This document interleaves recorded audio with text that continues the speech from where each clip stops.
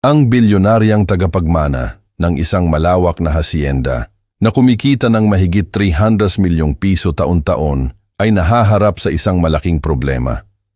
Sunod-sunod na nag-aalisan ang kanyang mga tapat na tauhan at lahat ng reklamo ay iisa lang ang itinuturo, ang pamilyang katiwala na naghahari-harian sa lupain na iniwan ng kanyang mga magulang.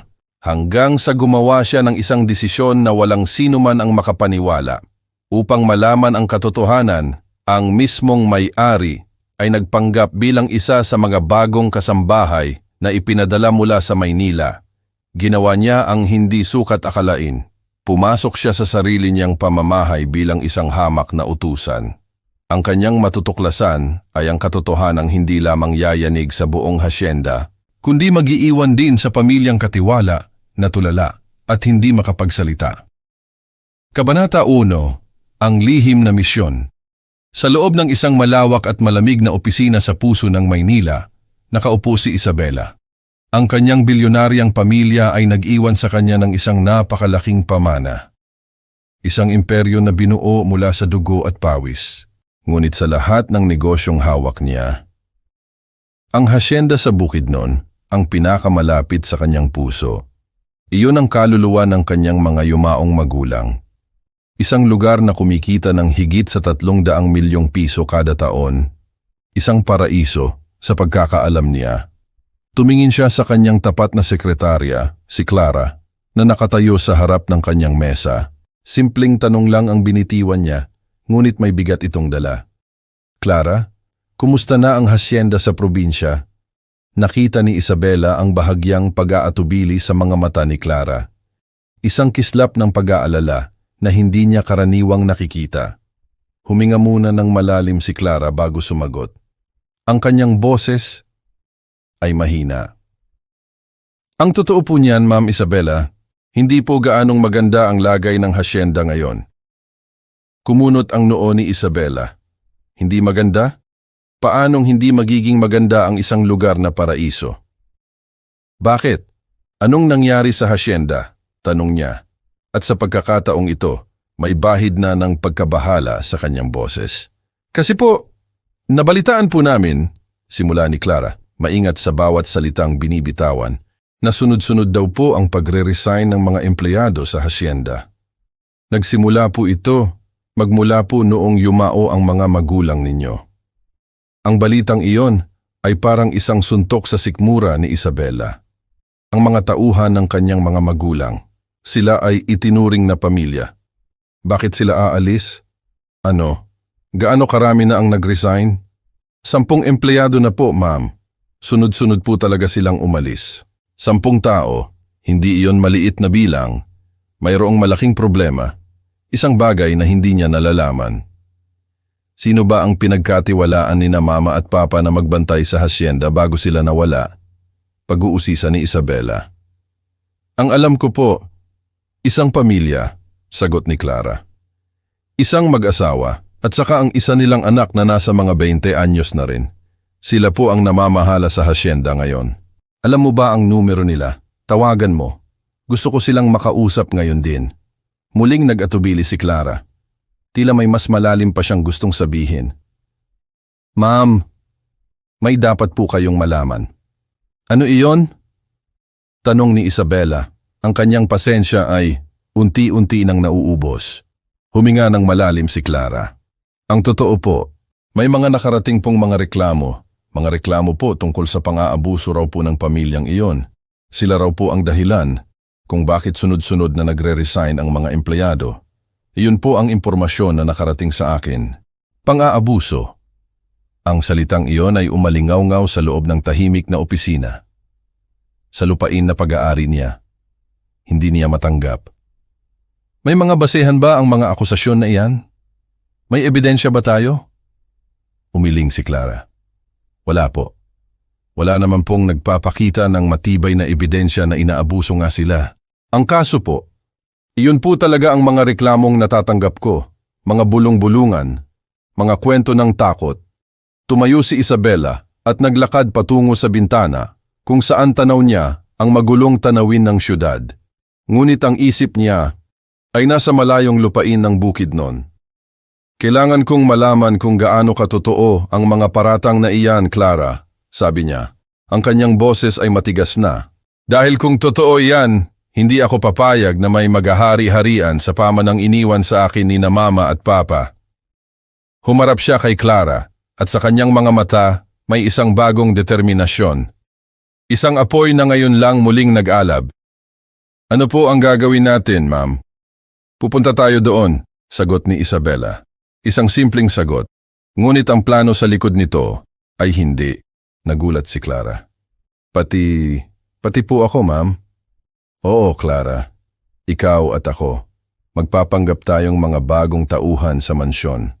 Tayo mismo ang aalam kung gaano katotoo ang mga paratang na iyon. Magpapanggap. Ang salitang iyon ay tila hindi ka panipaniwala para kay Clara. Paano po iyon, ma'am? Ano pa nga ba? We will pretend to be employees. Marunong ka naman sigurong magpakain ng mga alagang manok, hindi ba? Nahihiyang umamin si Clara. Actually, ma'am, hindi po eh. Napangiti ng bahagya si Isabela sa kabila ng seryosong sitwasyon.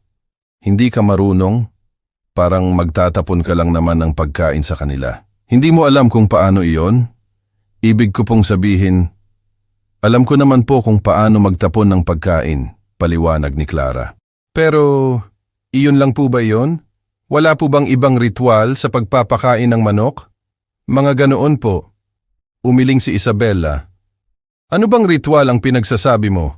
Basta, pupunta tayo doon at wala ng pero-pero.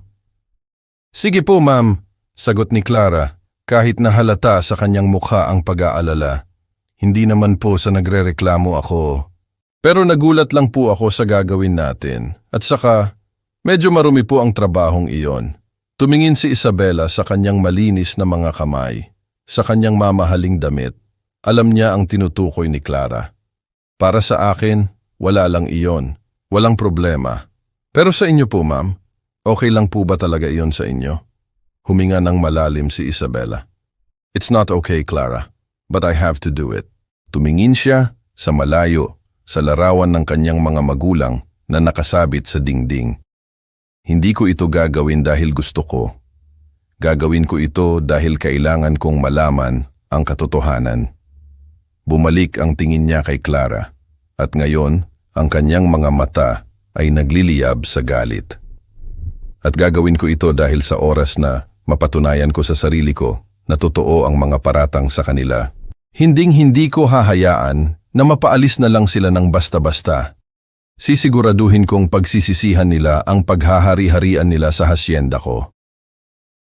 Ang banta sa kanyang boses ay nagpadala ng panginginig sa buong katawan ni Clara. Ngayon niya lang nakita ang ganitong determinasyon sa kanyang amo. Ito ang babaeng anak ng mga dating may-ari, ang tunay na tagapagmana. Sige po, ma'am, sabi ni Clara, at kinuha na niya ang kanyang telepono. Magbubuk na po ako ng flight natin. Go ahead, utos ni Isabela. Habang nagdidial si Clara, muling tumingin si Isabela sa labas ng bintana. Ang kanyang misyon ay nagsimula na. Isang misyon na magdadala sa kanya mula sa kanyang toreng-garing pababa sa putik at alikabok ng katotohanan at handa na siyang harapin kung anuman ang naghihintay para sa kanya. Pagkalipas ng isang linggo, dumating na nga sila sa Bukidnon. Ang hangin dito ay iba, sariwa, malayo sa mausok na hangin ng Maynila. Ngunit sa ilalim ng payapang tanawin na iyon, ramdam ni Isabela na mayroong tensyon na naghihintay. Alam ng mga tauhan sa hasyenda na may anak na babae ang kanilang yumaong amo, isang tagapagmana na nakatira sa Maynila. Ngunit kahit kailan, ay hindi pa nila ito nakita.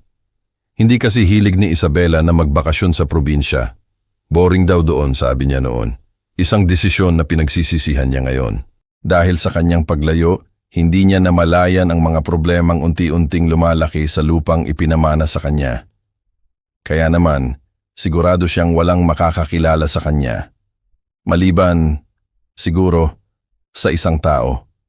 Pagbaba nila mula sa isang lumang pampasaherong jeep, bumungad sa kanila ang isang napakalaking tarangkahan. Gawa sa matigas na kahoy at bakal, ito ang nagsisilbing harang sa pagitan ng hasyenda at ng mundo sa labas. Ito ang unang beses na nakita ni Isabela sa personal ang kanilang lupain. At sa totoo lang, nagulat siya. Nagulat siya sa sobrang laki pala talaga nito. Sa kanilang hasyenda, nag-aalaga sila ng iba't ibang mga hayop. May mga baka, may mga kambing, may mga manok at itik. Hindi lamang iyon. Mayroon din silang napakalawak na lupain kung saan nakatayo ang hindi mabilang na mga puno ng dalandan at kalamansi. Isang negosyong kumikita ng daan-daang milyon bawat taon. At ngayon, siya na ang may-ari ng lahat ng ito. Isang matandang lalaki ang sumalubong sa kanila sa may tarangkahan. Mayroon siyang mga kulubot sa mukha na nagsasabi ng maraming kwento. Ang kanyang mga kamay ay magaspang. Halatang sanay sa mabibigat na trabaho. Siya ay si Ginoong Pascual, ang pinuno sa pag-aalaga ng mga baka. Ang taong pinakamalapit sa mga magulang ni Isabela. Tinitigan ni Ginoong Pascual ang dalawang babaeng kararating lang. Una niyang tiningnan si Clara. Pagkatapos, ang kanyang mga mata ay napunta kay Isabela. At doon sa mga mata ng matanda, nakita ni Isabela ang isang kislap ng pagkilala. Ang mga mata ni Ginoong Pascual ay nanlaki. Ang kanyang bibig ay bahagyang bumuka.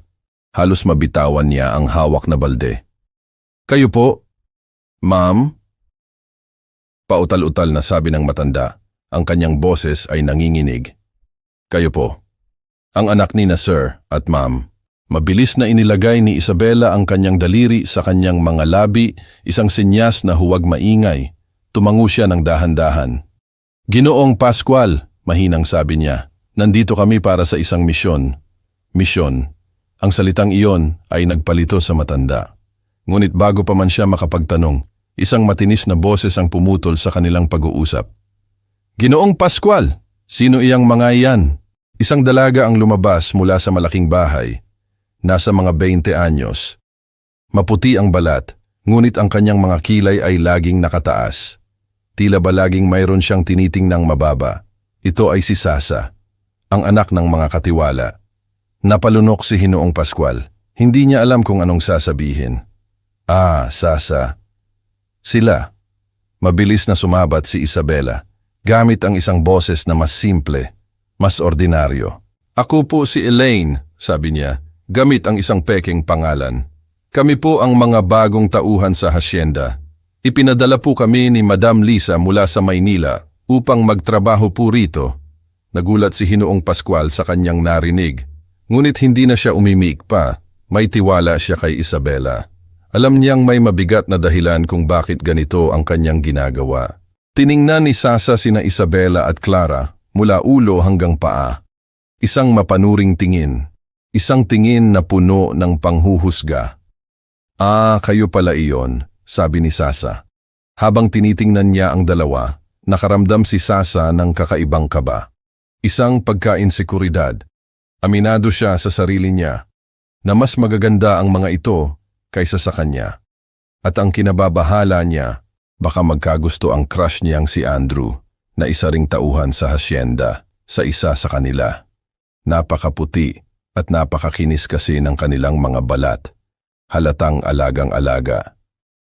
"Sigurado ba kayong nandito kayo para maging tauhan sa ganyang kutis?"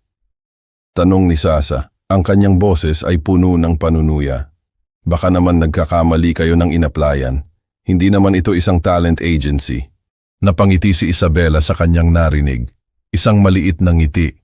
Doon pa lamang nalaman na niyang hindi magiging madali ang kanilang paglalagi sa hasyenda. At para sa kanya, magandang bagay iyon. Dahil ang ibig sabihin nito, magiging exciting ang misyon nila. Sumagot si Clara, na ginagamit na rin ang pangalang Lisa. "Nandito po talaga kami, ma'am, para mag-apply bilang tauhan. Kami po ang magpapakain ng mga manok. Si Madam Lisa po mismo ang nagpadala sa amin.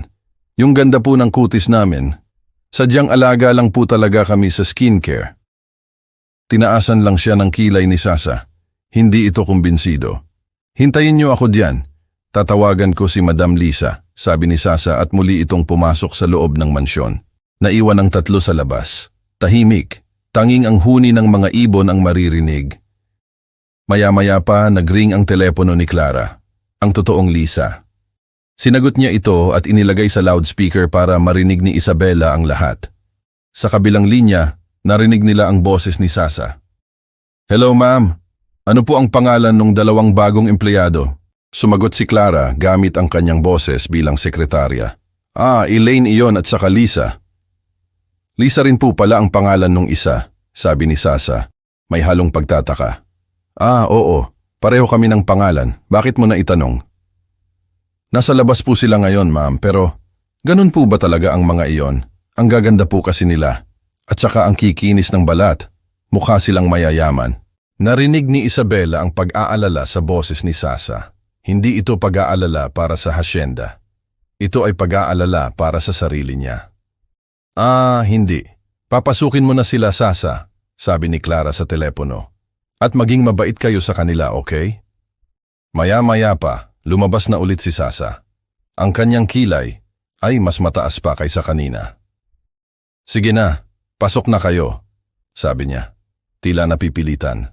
Tumingin siya kay Ginong Pascual. "Ikaw na pong bahala na mag-tour at mag-guide sa kanila. Sabihin mo sa kanila kung ano ang mga dapat nilang malaman dito."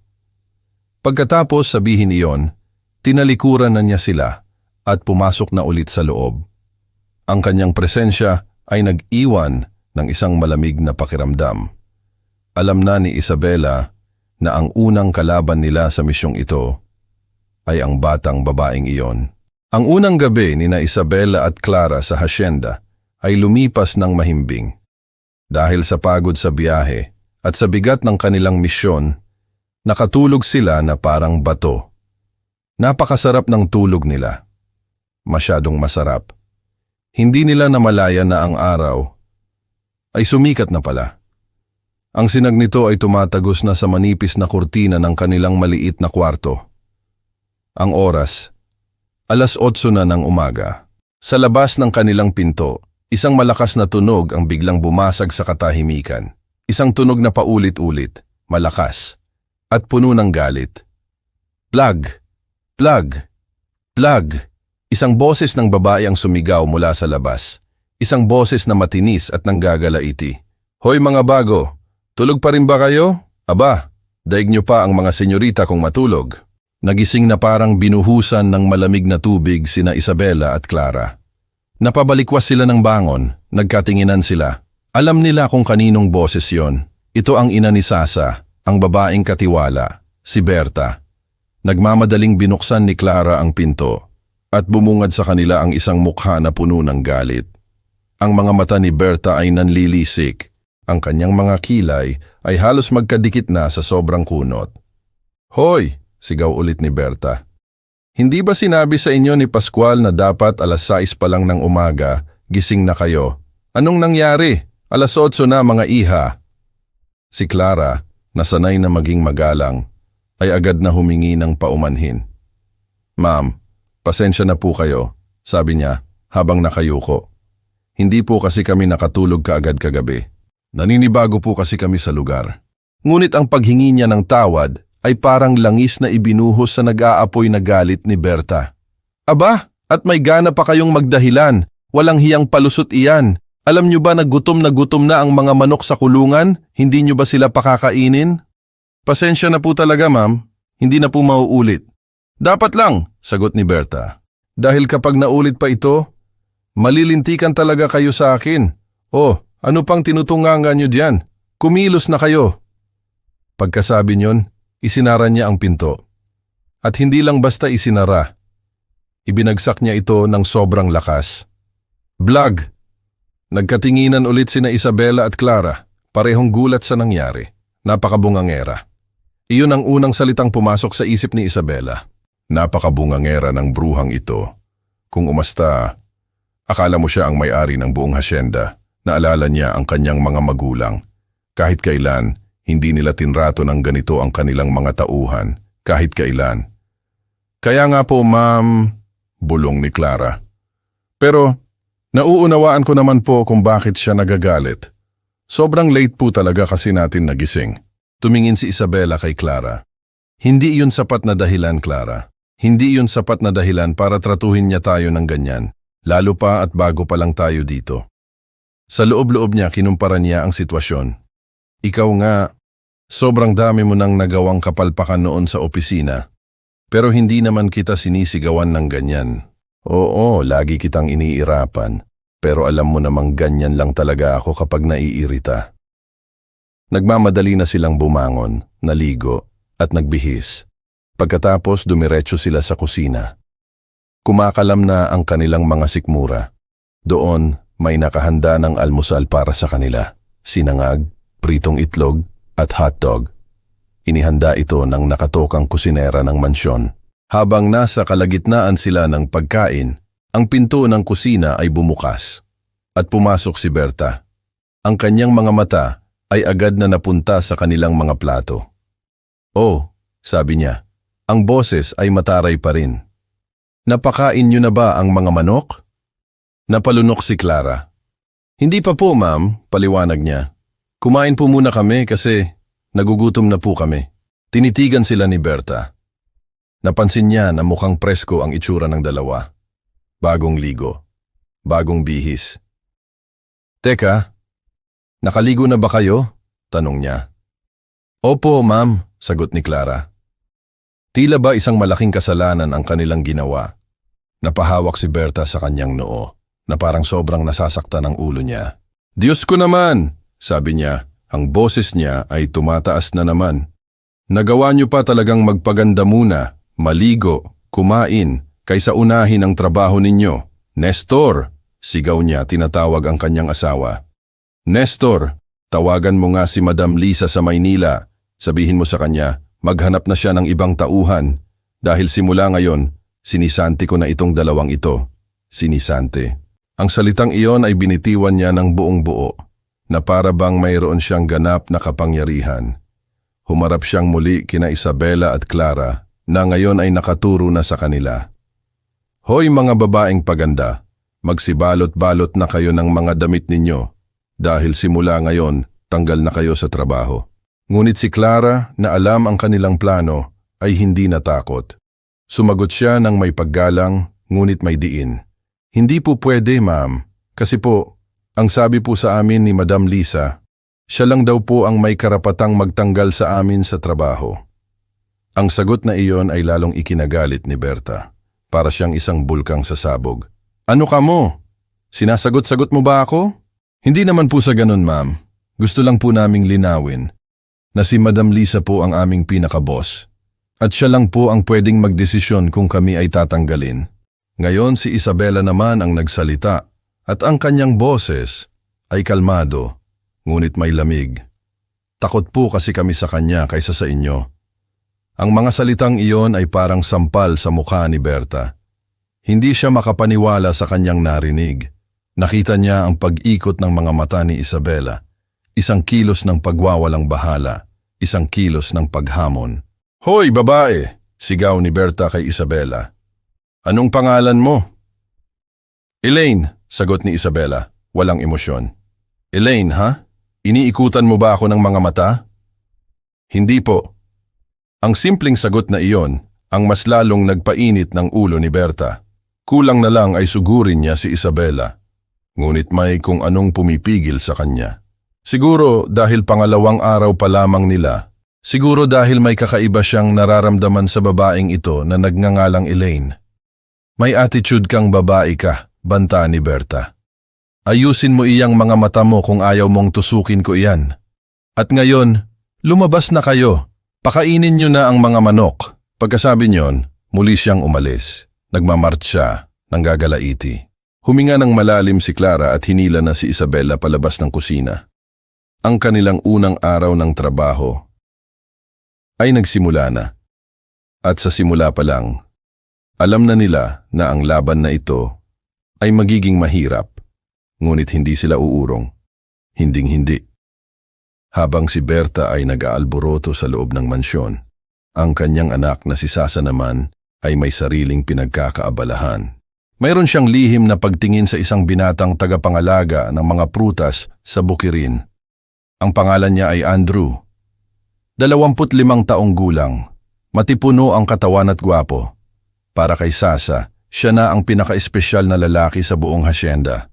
Nang umagang iyon, naghanda si Sasa. Nagdala siya ng isang tray. Sa ibabaw nito ay may 2 malamig na baso ng juice at 2 malambot na tinapay. Gusto niyang magmeryenda sila ni Andrew. Gusto niyang masolo ang atensyon ng binata. Nakita niya si Andrew na nagtatrabaho sa ilalim ng sikat ng araw, namimitas ng mga dalandan. Nilapitan niya ito, dala-dala ang kanyang matamis na ngiti at pabebe na boses. Andrew, tara, meryenda tayo, sabi niya. Napatingin si Andrew at ngumiti. Salamat po Ma'am Sasa, sabi niya at tumigil muna ito sa pagtatrabaho. Sumilong sila sa ilalim ng isang malaking puno. Habang kumakain, nagkwentuhan sila. At doon, nabanggit ni Andrew ang tungkol sa mga bagong dating. Siya nga pala ma'am, sabi ni Andrew. May mga bago pala tayong kasamahan. Nakita ko kasi kanina, may 2 magandang babae na naglalakad. Para silang mga artista sa kinis ng kutis. Sa isang iglap, ang matamis ng ngiti ni Sasa ay naglaho. Ang puso niya ay biglang kumulo. Pagseselos.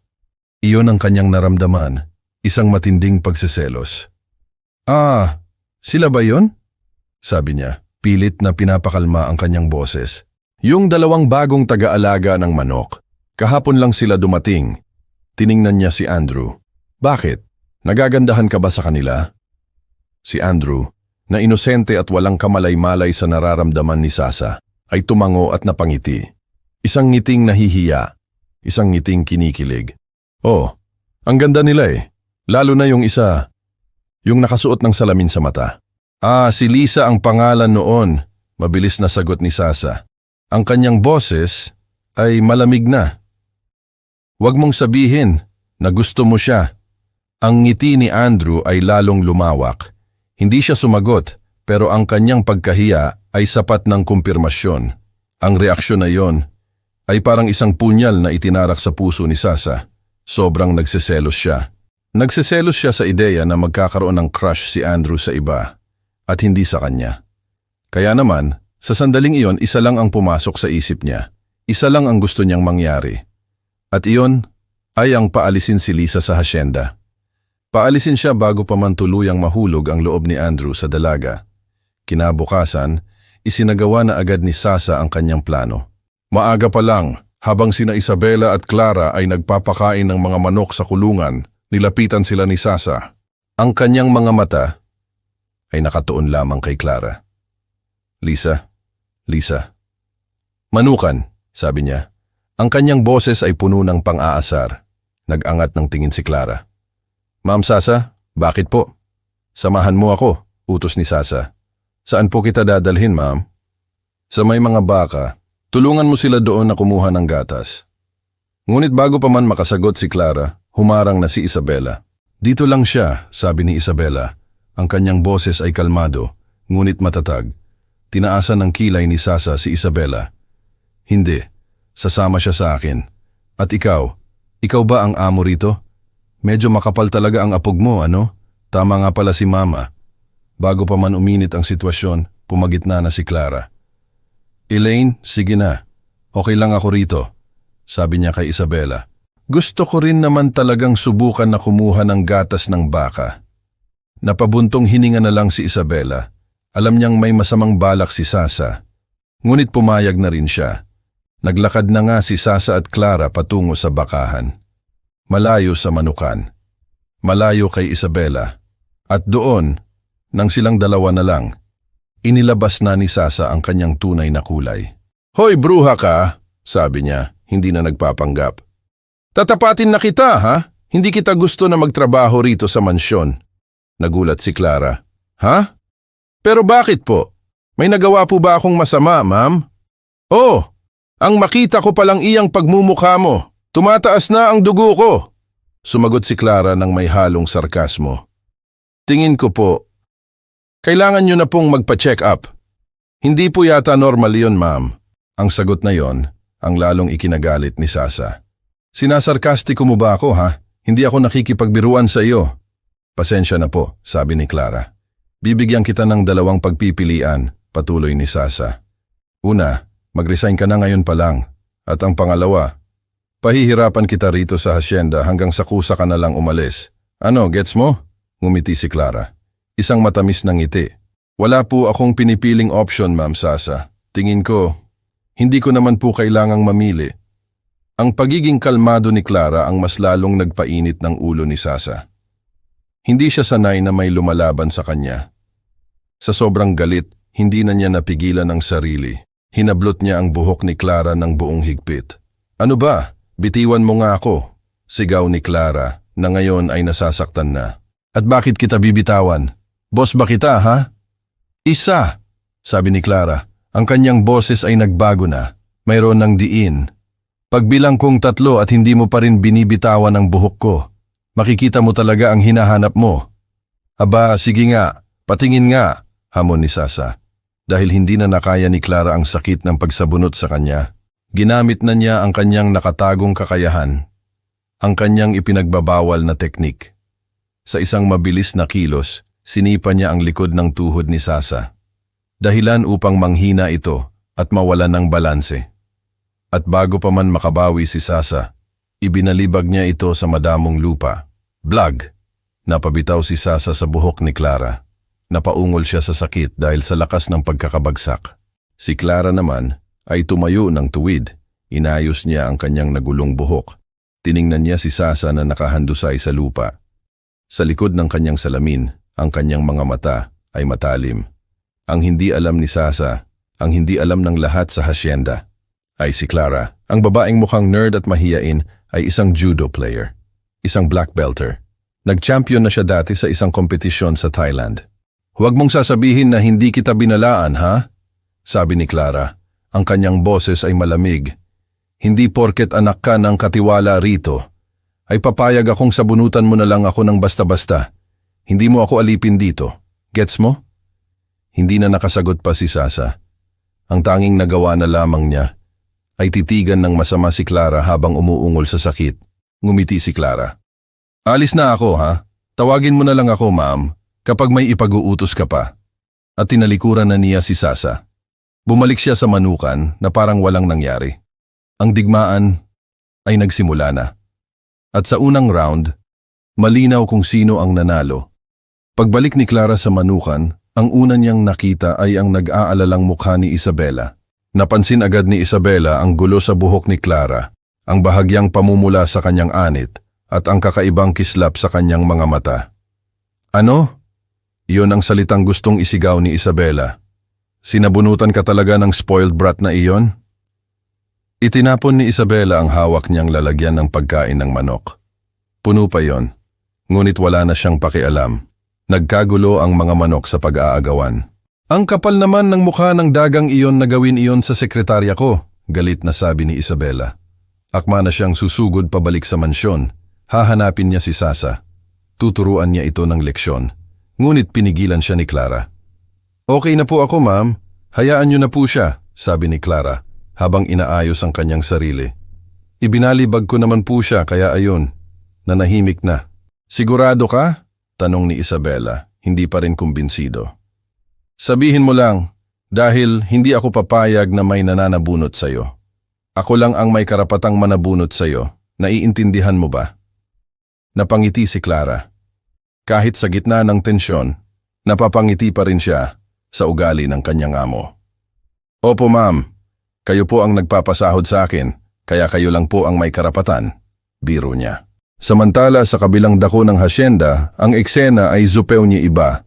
Umiiyak na nagsumbong si Sasa sa kanyang mga magulang, ngunit ang kwento na lumabas sa kanyang bibig ay isang malaking kasinungalingan. Papa, Mama, yung dalawang bago, pinagtulungan po nila ako, humahagulgol niyang sabi. Wala po akong ginagawang masama. Bigla na lang po nila akong sinaktan. Ibinalibag po nila ako sa lupa. Ang kanyang ama, si Nestor, ay isang lalaking mainitin ng ulo. At para sa kanya, ang kanyang anak na si Sasa ay isang prinsesa na hindi dapat nasasaktan. Nang marinig niya ang kwento ng kanyang anak, umakyat agad ang dugo sa kanyang ulo. Hindi na siya nagtanong, hindi na siya nag-usisa. Ang tanging nakita niya ay ang mga luha ng kanyang nag-iisang anak, at ang tanging naramdaman niya ay galit, isang purong galit, Nasaan sila? Tanong niya. Ang kanyang boses ay mababa at nanggigigil. Nasa Manukan po, pa. Sagot ni Sasa, lalo pang pinalakas ang kanyang pag-iyak. Parang isang toro na sinugod ng pula, nagmarcha si Nestor palabas ng mansyon. Sinundan siya ni Sasa na mayroong isang mapanuksong ngiti na ngayon ay nakatago sa likod ng kanyang mga palad. Nagdire-diretso si Nestor sa Manukan. Ang kanyang bawat hakbang ay mabigat. Ang kanyang mga kamay ay nakakuyom. Sa kanyang paglalakad, dumampot siya ng isang mahabang piraso ng kawayan na nakasandal sa isang pader, matigas, at mukhang mabigat. At doon, sa may Manukan, naabutan nga niya sina Isabela at Clara na nag-uusap. Totoo ba itong isinumbong sa akin ng anak ko? Sigaw ni Nestor. Ang kanyang boses ay nanginginig sa galit.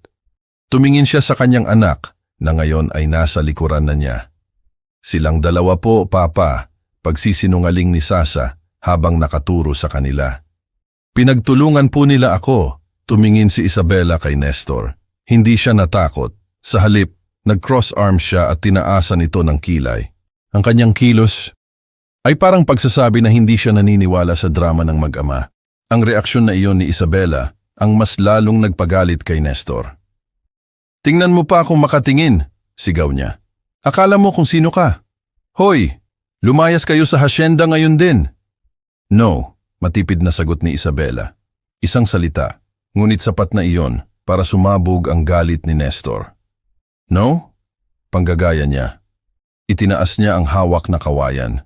Akmang ihahampas na sana niya ito kay Isabela. Nakita ni Clara ang gagawin ni Nestor at napasigaw siya sa takot. Ngunit, bago pa man bumagsak ang kawayan, isang anino ang mabilis na humarang sa pagitan ni Nestor at ni Isabela.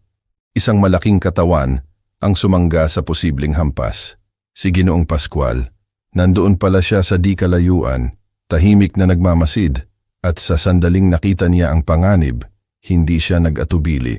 Pascual, anong ginagawa mo? Galit na tanong ni Nestor.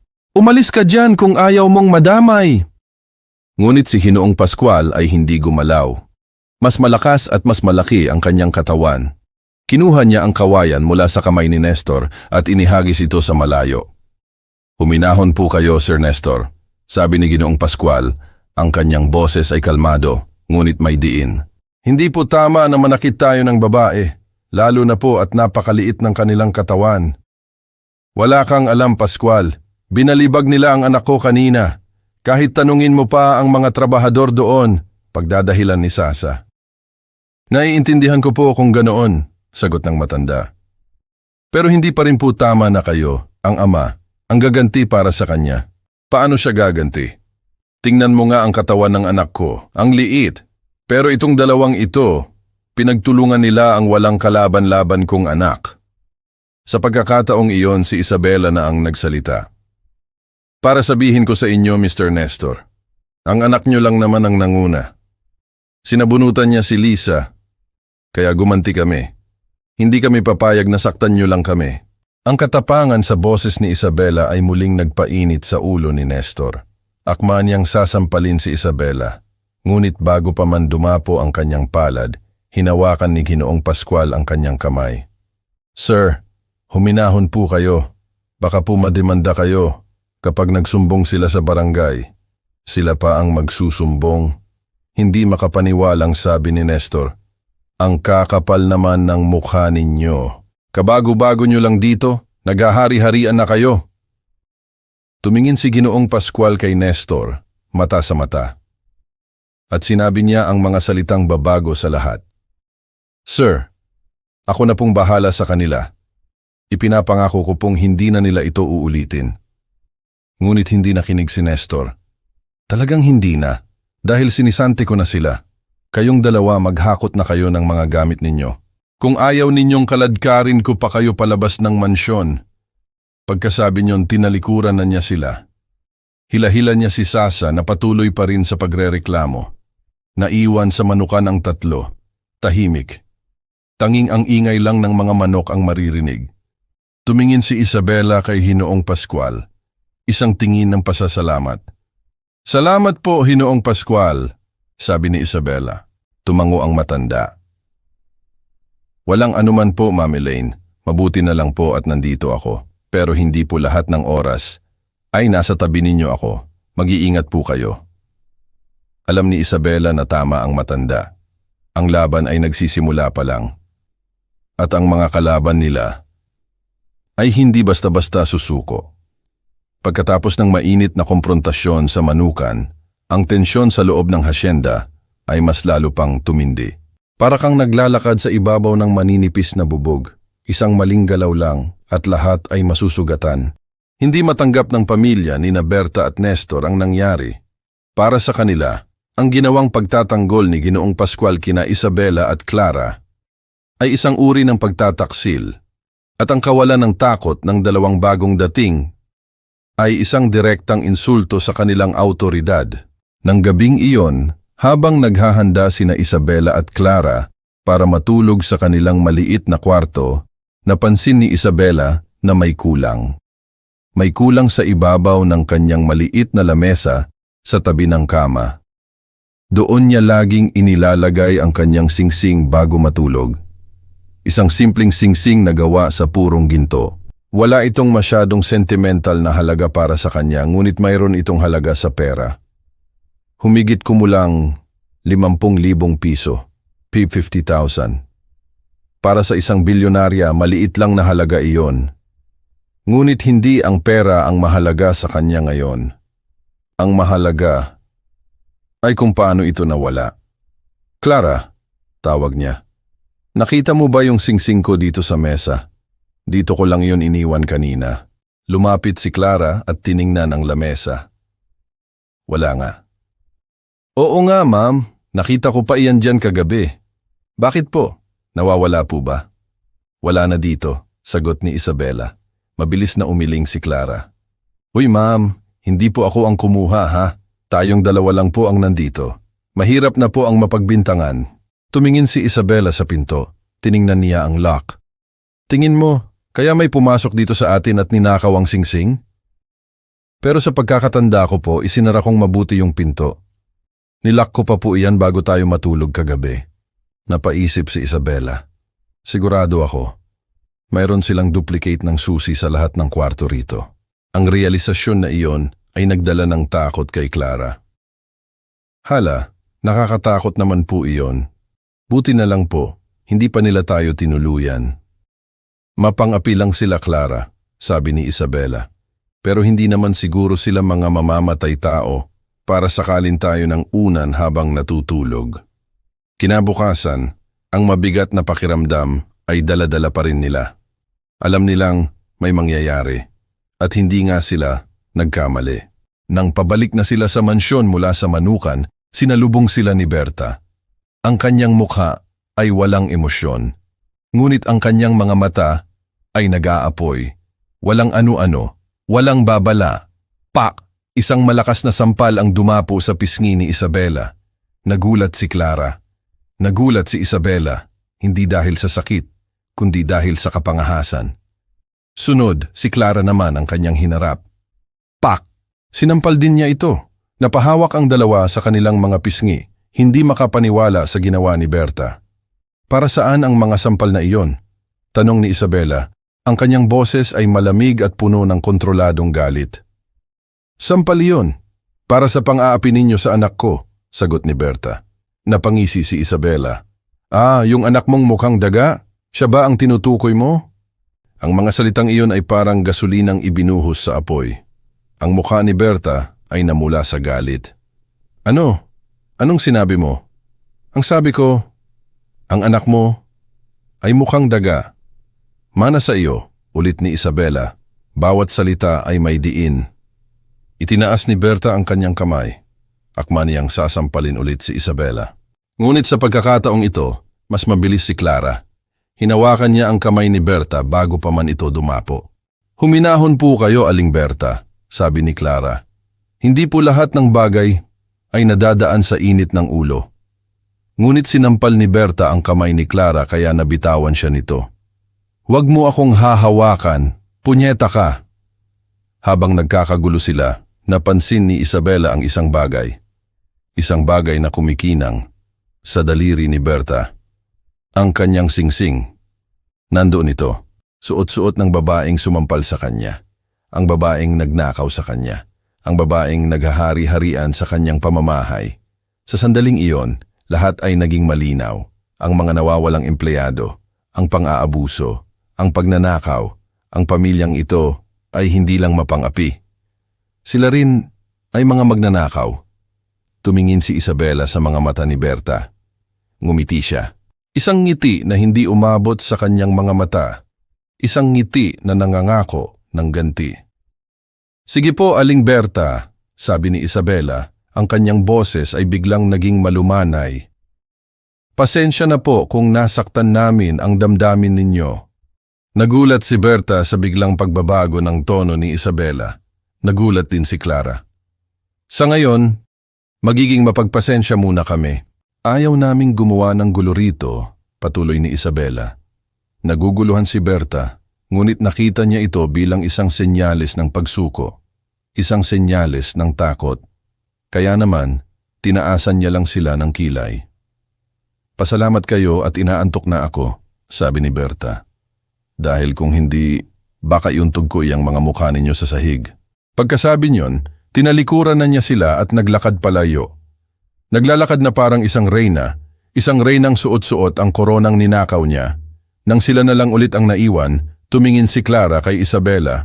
Ma'am, nakita niyo po ba? Tumango si Isabela. Nakita ko, Clara. Nakita ko. Hindi na nila kailangan pang pag-usapan kung ano iyon. Pareho nilang nakita ang gintong singsing sa daliri ni Berta. At doon, sa gitna ng daan ng lupa, sa ilalim ng init ng araw, isang bagong plano ang nabuo sa isip ni Isabela. Hindi na ito tungkol sa paghahanap ng katotohanan. Tapos na iyon. Ang katotohanan ay suot-suot na ni Berta sa kanyang daliri. Ang plano ngayon ay tungkol sa pagbawi sa kung ano ang sa kanya, at pagpaparanas sa kanila ng isang leksyon na hinding-hindi nila makakalimutan. Ang laro ay nagbago na. Kinabukasan, mayroong isang kakaibang enerhiya sa hangin. Ang araw ay sumikat na parang dati, ang mga ibon ay humuhuni pa rin. Ngunit para kina Isabela at Clara, ang bawat tunog, ang bawat anino ay tila may dalang babala. Alam nilang ngayon na ang araw ng pagtutuos. Inutusan sila ni Berta na pumunta sa may bakahan.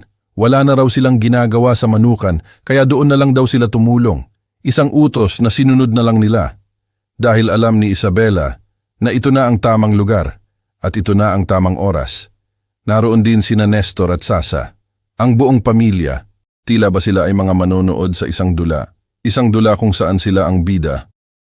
At sina Isabela at Clara ang kontrabida na api-apihin. Habang nagtatrabaho sina Isabela at Clara, nagpaparinig naman si Berta. Walang tigil ang kanyang bibig, at ang sentro ng kanyang pagpaparinig ay ang singsing na suot-suot niya sa kanyang daliri. Ang singsing ni Isabela. Hay nako, sabi ni Berta, habang tinitingnan ang kumikinang na ginto sa kanyang kamay. Ang ganda talaga nitong singsing na suot ko. Nakita ko lang ito kanina sa kwarto. Siguro, biyaya ito mula sa langit. Wow, ang ganda nga niyan, ma, sabi naman ni Sasa. Saan mo ba talaga nakita yan? Basta. Ang mahalaga, bagay na bagay sa akin, hindi ba? Tawa sila ng tawa, isang tawanan na puno ng pangiinsulto. Isang tawanan na nagpapahiwatig na alam nila kung ano ang kanilang ginagawa. Tumigil si Isabela sa kanyang ginagawa. Dahan-dahan siyang tumayo. Ang kanyang mga kilos ay kalmado. Tumingin siya ng diretso sa mga mata ni Berta. Ang lahat ng ingay sa paligid ay tila biglang humina.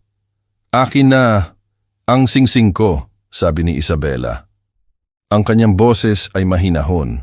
Walang sigaw, walang galit. Ngunit mayroon itong bigat. Isang bigat na kayang bumasag ng katahimikan. Napahinto sa pagtawa ang mag-anak. Nagkatinginan sila. At pagkatapos, mas lalo pa silang humalakhak. Narinig niyo ba yon, Nestor? Sabi ni Berta, na parang hindi makapaniwala. Inuutusan ako ng bruhang ito. Humarap siya kay Isabela. Paano naman naging sa iyo ito? Kung sa iyo ito, bakit nasa akin, ha? Gamitin mo nga iyang natitira mong brain cell sa utak mo at masasagot mo ang tanong mo. Tingnan mo kung paano ka sagot-sagutin, sabi ni Nestor. Matabil talaga ang dila ng bruhang iyan. Anong ginagawa sa mga ganyang dila? Hindi ba dapat pinuputol? Tawa ulit sila. Tumingin si Berta kay Isabela na mayroong isang mapanuksong ngiti sa kanyang mga labi. Sige, okay, ibibigay ko ito sa iyo sa isang kondisyon. Humakbang siya palapit sa isang lugar kung saan mayroong malaking tumpok ng putik. Isang putik na basa at may halong dumi ng mga baka. Halikan mo ang mga paa ko, sabi niya. Sige na, go ahead, naghihintay ako rito. Ngunit si Isabela ay hindi gumalaw. Nanatili siyang nakatayo ng tuwid. Akin na, sabi niya ulit, habang mabait pa ako. Ang kanyang katapangan ang siyang tuluyang nag-trigger sa kasamaan ni Berta. Sa isang kilos na puno ng kabastusan, hinubad ni Berta ang singsing.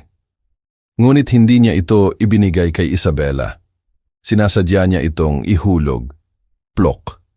Ang gintong singsing, ang singsing na nagkakahalaga ng 50,000 piso, ay lumubog sa maputik at mabahong lupa. Ay hala, sabi ni Berta, na nagkukunwaring nagulat. Nalaglag ang singsing. Ay paano na iyan? Tumingin siya kay Isabela, ang kanyang mga mata ay nang-aasar. Pakipulot nga, Elaine. Tapos, sayo na rin. Ang sandaling iyon ay ang huling patak. Ang huling hibla ng pasensya ni Isabela ay naputol na. Tapos na ang pagpapanggap. Tapos na ang pagtitimpi. Nakatakip ng guwantes ang mga kamay ni Isabela dahil sa trabaho. Dahan-dahan siyang yumuko. Walang pag-aatubili, walang pandidiri. Dinukot niya ang singsing mula sa putik. Nakangiti pa rin sina Berta, Nestor at Sasa. Akala nila, nanalo na sila. Akala nila, napahiya na nila ng husto ang babaeng kinaiinisan nila. Ngunit hindi pa tapos si Isabela. Pagkatapos niyang pulutin ang singsing, hindi niya ito pinunasan, hindi niya ito hinugasan. Sa halip, isinawsaw niya pa ang kanyang daliring nakasuot ng guwantes sa pinakamaruming parte ng putik. Pagkatapos, sa isang kilos na napakabilis, sa isang kilos na hindi inaasahan ng lahat, humarap siya kay Berta na noon ay nakabuka pa ang bibig sa pagtawa at isinubo niya ang kanyang daliring puno ng putik at dumi ng baka. Diretso sa bibig ni Berta. Ang tawa ni Berta ay biglang naputol. Ang kanyang mga mata ay nanlaki sa gulat at pandidiri. Napaatras siya. Nagsimula siyang umubo. Sinusubukan niyang idura ang putik na pumasok sa kanyang bibig. Hayop ka! Walang hiya kang bruha ka! Sigaw ni Berta nang sa wakas ay makapagsalita siya. Ang tawa ni Nestor at Sasa ay napalitan ng pagkagulat at galit. Susugurin na sana ni Nestor si Isabela. Ngunit sa pagkakataong iyon, si Ginoong Pascual, na kanina pa tahimik na nanonood sa gilid, ay muling humarang. Huminahon po kayo, Nestor, sigaw niya. Ngunit wala nang makakapigil sa kanila. Ang gulo ay nagsimula na. Sa gitna ng kaguluhan, hinila ni Clara si Isabela palayo. Ma'am, tama na po, umalis na po tayo. Tumingin si Isabela sa huling pagkakataon sa pamilyang nagwawala. Nakita niya ang galit sa kanilang mga mata, ang pandidiri sa mukha ni Berta, at ang takot na unti-unti nang gumagapang sa kanilang mga puso. Alam ni Isabela na tapos na ang kanilang misyon dito. Ang pagpapanggap ay tapos na. Nakuha na niya ang lahat ng ebidensyang kailangan niya, hindi sa papel, kundi sa sarili niyang karanasan. Nang gabing iyon, sa dilim ng gabi, tahimik na umalis sina Isabela at Clara sa hasyenda. Ngunit alam nilang hindi iyon ang katapusan. Iyon ay simula pa lamang. Ang simula ng tunay na pagtutuos. Pagkatapos ng gabing iyon, ang hasyenda ay bumalik sa isang mapanlinlang na katahimikan. Para sa pamilya ni Berta, ang pag-alis ni Elaine at Lisa ay isang malaking tagumpay. Sa isip nila, napaalis nila ang dalawang babaeng nagdala ng gulo. Nagtagumpay sila sa pagpapakita kung sino ang tunay na naghahari sa lugar na iyon.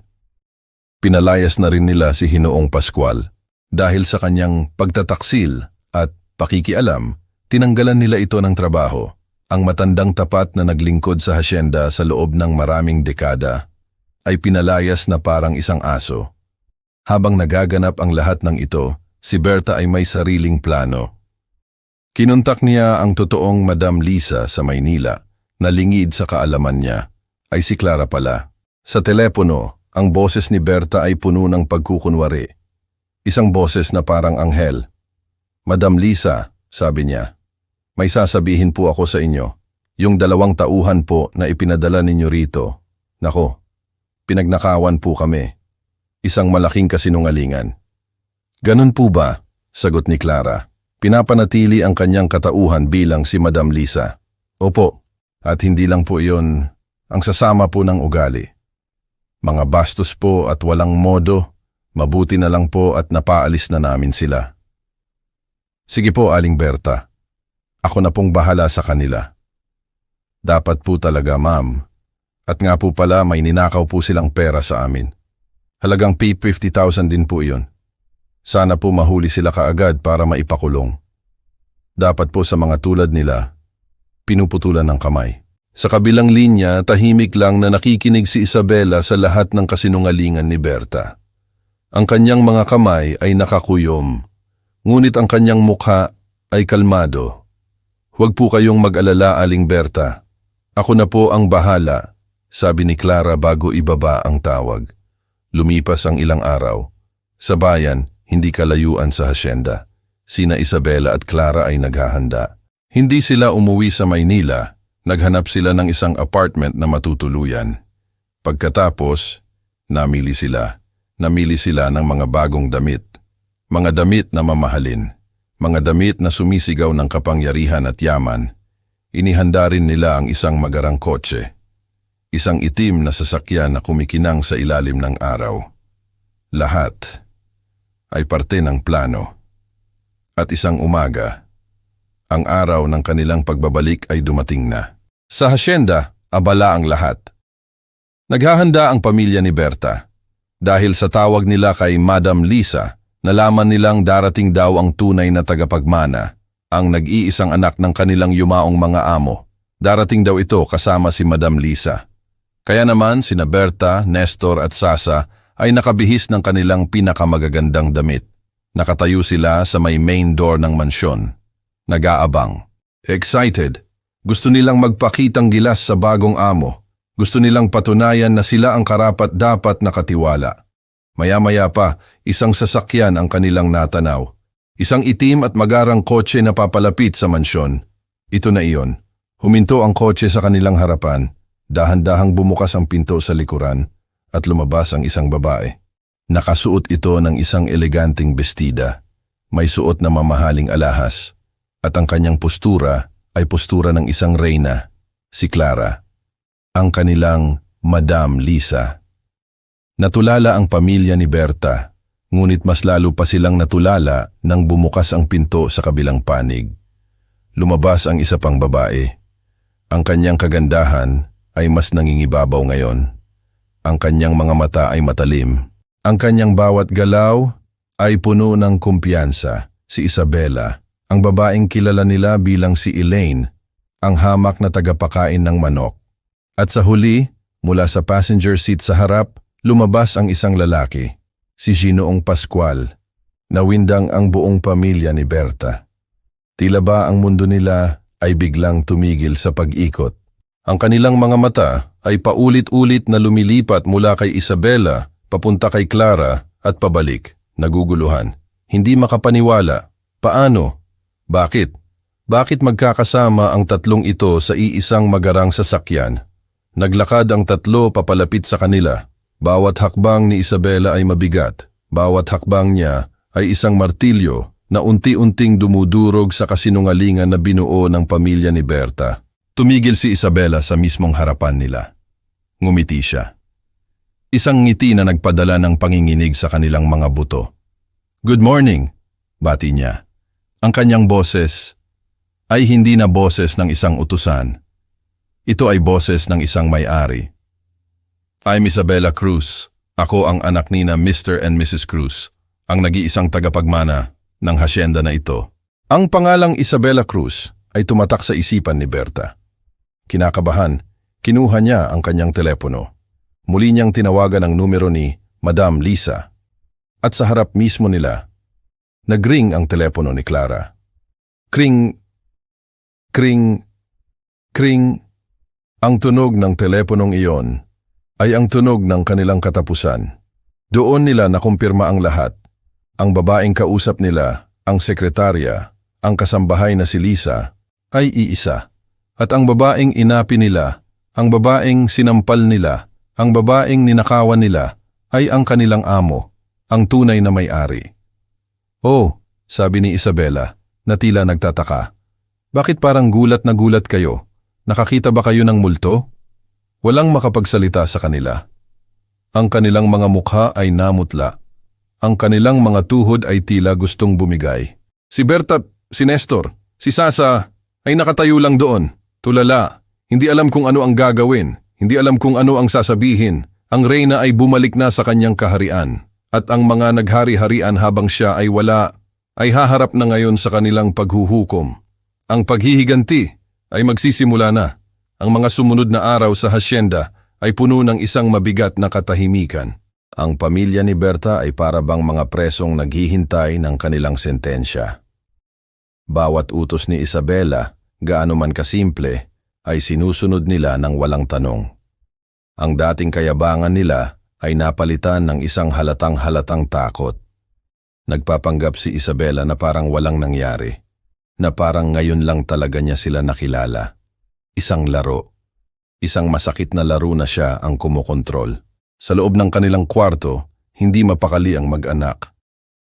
Anong gagawin natin ngayon, Berta? Tanong ni Nestor. Ang kanyang boses ay puno ng pag-aalala.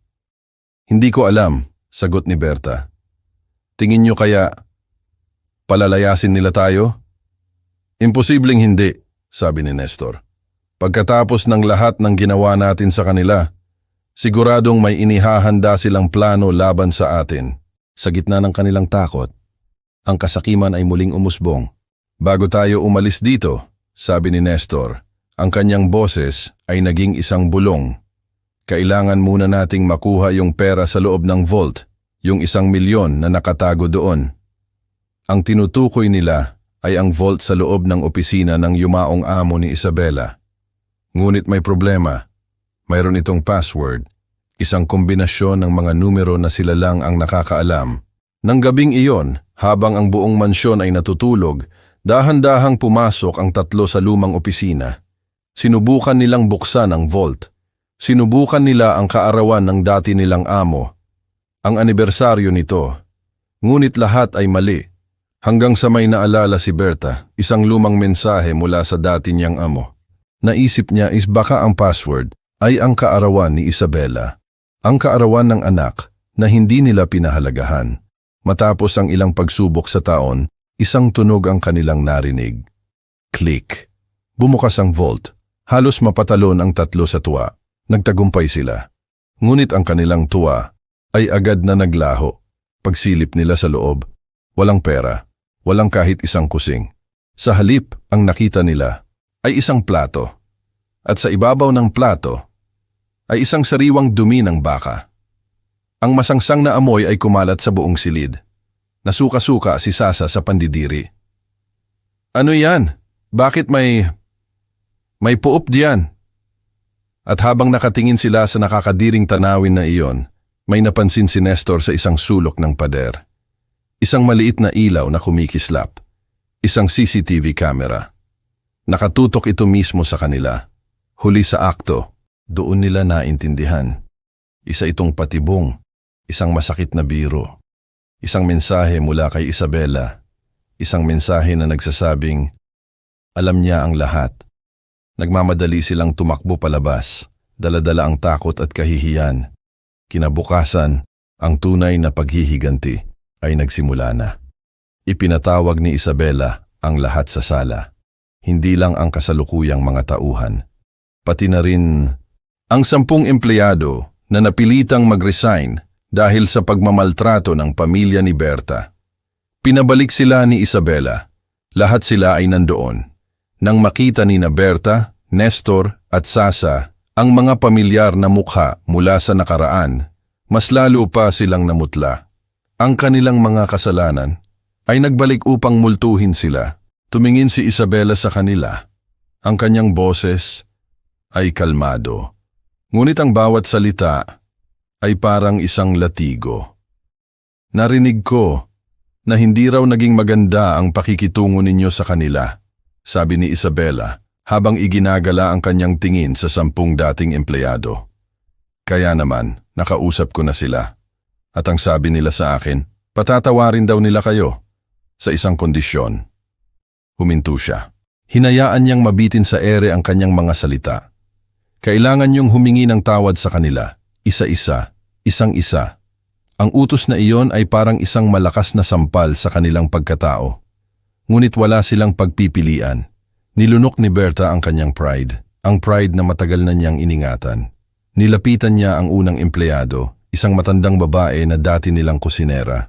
Aling Rosa, pasensya na po sa lahat ng mga nasabi ko sa inyo dati. Pinagsisisihan ko na po iyon, sabi niya. Ang kanyang boses ay nanginginig. Inisa-isa niya sila, bawat isa. Bawat paghingi ng tawad ay isang maliit na piraso ng kanyang kayabangan na unti-unting nadudurog. Pagkatapos ni Berta, sumunod naman si Sasa. Labag man sa kanyang kalooban, ginawa niya. Ang babaeng dati niyang tinitingnan ng mababa ay nilapitan niya ngayon ng may pagpapakumbaba. At sa huli, si Nestor, ang lalaking pinakamainitin ang ulo, ang lalaking pinakamatigas ang puso. Pinilit niya ang sarili niyang humingi ng tawad, ngunit hindi pa doon natapos. Kailangan mo ring humingi ng pasensya kay Ginoong Pascual, utos ni Isabela kay Nestor. Ano? Para saan? Pagrereklamo ni Nestor. Dahil sa pagsampal mo sa kanya noong nakaraang araw. Pero nakaganti na siya. Sinampal din niya ako. Hindi iyon sapat, sagot ni Isabela. Kahit ayaw niya, wala siyang nagawa. Nilapitan niya si Ginoong Pascual. Tol, pasensya na't nasampal kita noong nakaraang araw, sabi niya. Pilit na inilalabas ang mga salita. At nang matapos na silang lahat, akala nila tapos na ang kanilang paghihirap. Ngunit nagkamali sila. Okay, sabi ni Isabela. Ngayong nakahingi na kayo ng tawad sa kanila. Sa amin naman ni Lisa. Tumingin siya sa tatlo. Ang gusto ko, sabay-sabay kayong hihingi ng pasensya. Walang mauuna, walang mahuhuli. Mag-practice na kayo. Ito na ang sukdulan ng kahihiyan. Sa harap ng lahat ng tao, ang tatlong dating naghahari-harian ay nagbulungan na parang mga batang nag-e-ensayo para sa isang dula. Nagkamali-mali pa sila, nagturuan. At nang sa wakas ay nagawa na nila ito, nang sabay-sabay, tumingin si Berta kay Isabela.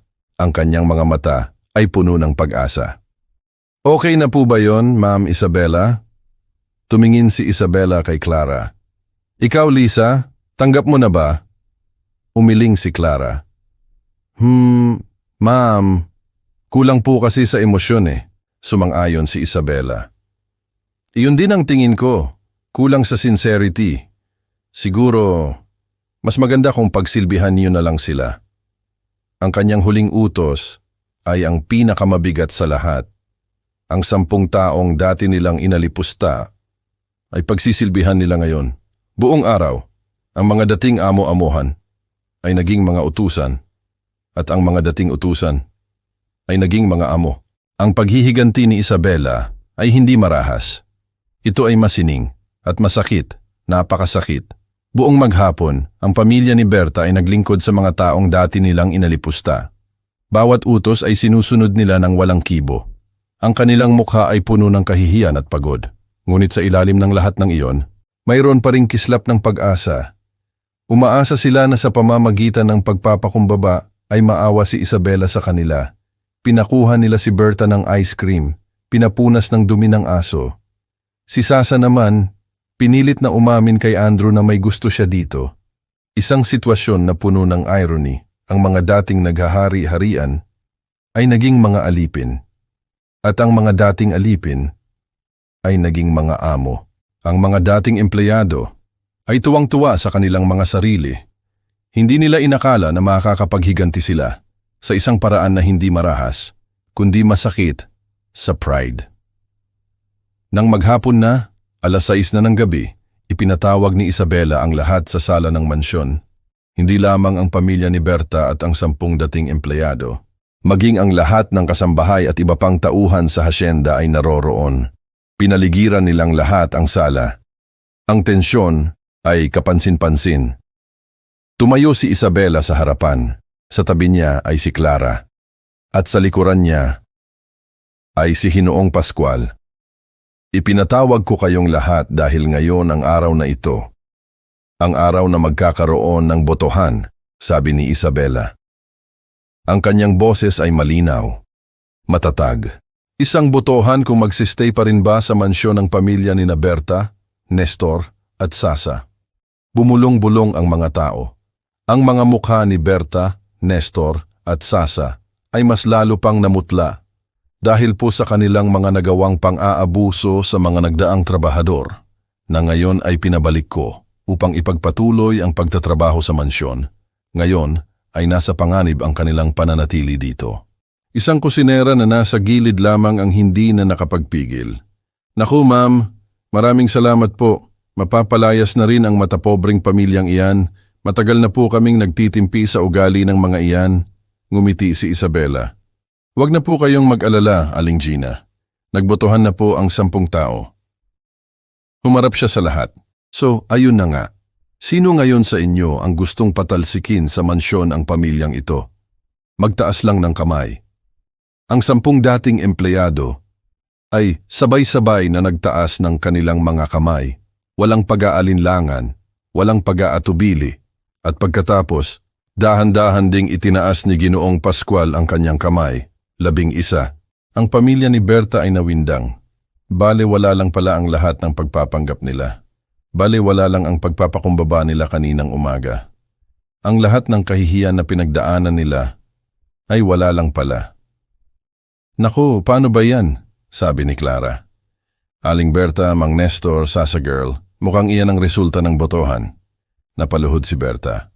Please naman po ma'am, bigyan niyo po kami ng second chance. Pagmamakaawa niya. Aayusin po namin ang lahat. Magbabago na po kami. Ngunit huli na ang lahat. Ang kanilang mga kasinungalingan at pagmamaltrato ay nag-iwan na ng malalim na sugat. No thanks, sabi ni Isabela. Ang kanyang boses ay matigas.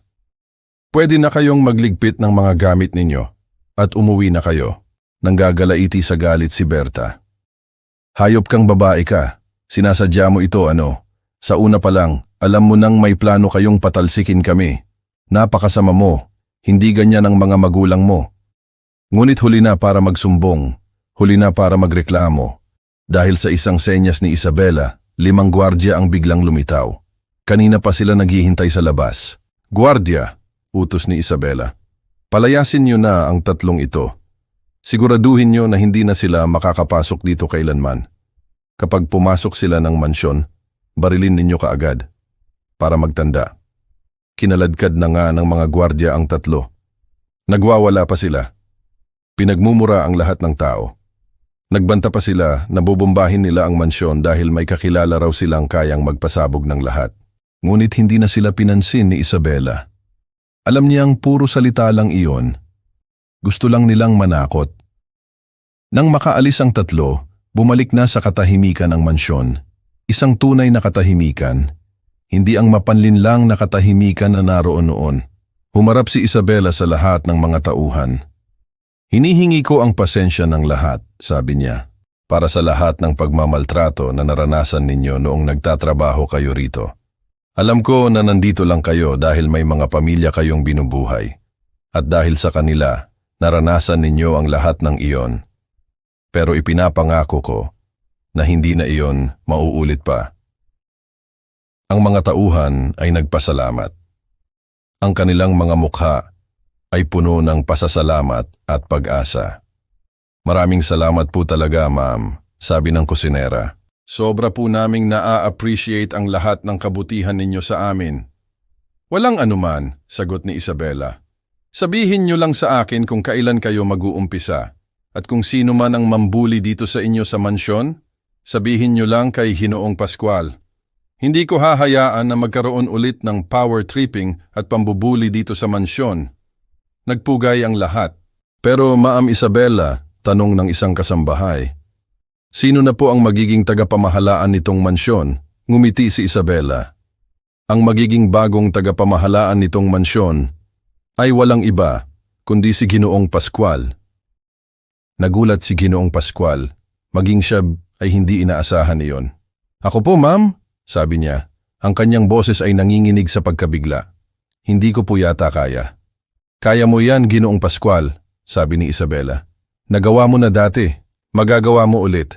Naniniwala ako sa kakayahan mo. Alam kong kaya mong mamuno ng mabuti rito. Sinang-ayunan siya ni Clara. Kaya nga po, Ginoong Pascual, kayang-kaya niyo po iyan. Mas lalong nahiya si Ginoong Pascual, ngunit ang suporta ng lahat ay nagbigay sa kanya ng lakas. Sige po ma'am, salamat po sa tiwala. Hindi ko po kayo bibiguin. Sisiguraduhin ko po na magiging maganda po ang pamamalakad dito sa mansyon. Kinabukasan, isang despedida party ang inihanda dahil babalik na sina Isabela at Clara sa Maynila. Puno ng kasiyahan ang mansyon. Lahat ng trabahador ay imbitado. Maraming pagkain, mga palamuti, at kung ano-ano pa. Namigay din si Isabela ng bonus sa bawat trabahador. Isang bagay na labis nilang pinasalamatan, isang bagong simula. Nang sumunod na linggo, bumalik na nga sina Isabela at Clara sa Maynila. Sobra silang nag-enjoy sa lahat ng naging karanasan nila sa hasyenda. Mas lumawak ang pananaw ni Isabela pagdating sa pakikitungo sa mga empleyado. Dahil doon, mas naging malambot na ang kanyang approach kay Clara. Kung dati, lagi niya itong iniirapan. Ngayon naman, nakangiti na siya. Isang araw, pinagmasdan ni Isabela ang larawan ng kanyang yumaong mga magulang habang nasa opisina. Mama, Papa, sabi niya, ang kanyang boses ay puno ng pagmamahal. Ako na po ang bahala sa lahat ng mga naiwan ninyong negosyo. Sisiguraduhin ko pong pamumunuan ko ito ng matapat, marangal at patas. Kayo po ang modelo ko kung paano maging isang leader. Kaya maraming salamat po sa lahat at sana po masaya na kayo kung nasaan man kayo. Namutawi ang ngiti sa kanyang mga labi. Ang kanyang misyon ay natapos na. At sa pagtatapos nito, mayroon siyang natutunan. Isang aral na hinding-hindi niya malilimutan.